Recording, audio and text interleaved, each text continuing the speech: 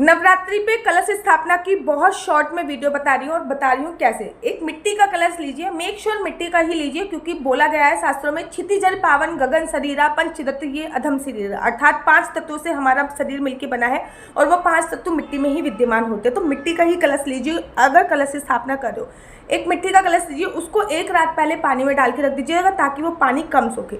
मिट्टी का कलश लेना है आपको, आम के पत्ते लेने हैं या फिर अशोक के पत्ते लेने हैं या फिर पंचपल्लव भी ले सकते हैं। पंचपल्लव क्या होता है? पंचपल्लव मतलब 5 प्रकार की उसमें पत्ते लिए जाते हैं। और मैं तो देखो हमेशा ये कहती हूँ कि जो भी आप पंचपल्लव लेते हो ना, मेक श्योर डंडी वाले लो, वो सूखते बहुत कम है। फिर एक आपको जटा वाला नारियल लेना है और कलश के अंदर डालने के लिए कुछ सामग्री, जैसे कि 5 गोमती चक्र हो गया, 5 कोड़ियाँ होगी, इसमें से कुछ भी सामग्री कम ज़्यादा कर सकते हैं, ठीक है ना। 5 गोमती चक्र होगी, 5 कोड़ियाँ होगी, 2 लौंग का जोड़ा हो गया, 2 इलायची का जोड़ा हो गया, मतलब एक जोड़ा, ठीक है ना, 1 लौंग का जोड़ा, 1 इलायची का जोड़ा, 1 हल्दी की गांठ। अब बड़े सारे लोग उसमें सिक्के डालने लगे। दैट इज ट्रू कि उसमें सिक्के डाले जाते हैं, लेकिन जो आजकल के 1 या 2 के सिक्के हैं महाराज, वो नहीं डाले जाते हैं। आजकल के जो 1 या 2 के सिक्के हैं उसमें लोहा भी मिक्स होता है, स्टील में लोहा भी मिक्स होता है। पहले ज़माने में हमारे तांबे के सिक्के होते थे, हैं चांदी के होते थे, तो वो तांबे के सिक्के या चांदी का सिक्का डाल सकते हैं, क्योंकि उसको आपको पैक करके बाद में तिजोरी में रखना ही होता है, ठीक है ना।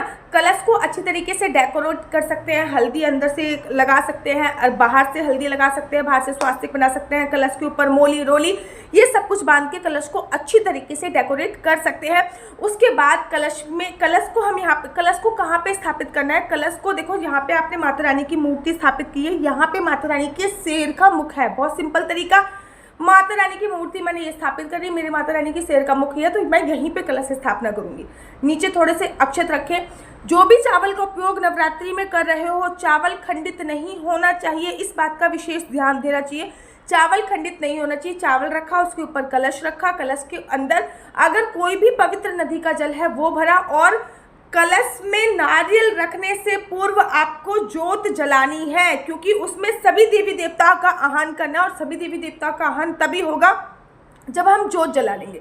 ज्योत जला ली, अब आपने उसमें हस्बैंड वाइफ अगर दोनों पूजा कर रहे हैं तो दोनों ने मिलकर पहले उसमें 1 लौंग का जोड़ा डाल दिया, 1 इलायची का डोला डाल दिया, 1 सुपारी डाल दी है, ठीक है ना।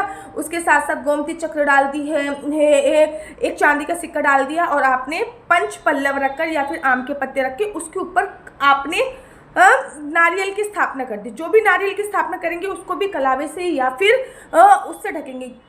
नित्य आप उस कलश की पूजा अर्चना वंदना करेंगे, क्योंकि उस कलश में सभी देवी देवताओं का वास होता है। तो ये सिंपल सी तरीका है कलश स्थापना का। राधे राधे, हरे कृष्ण।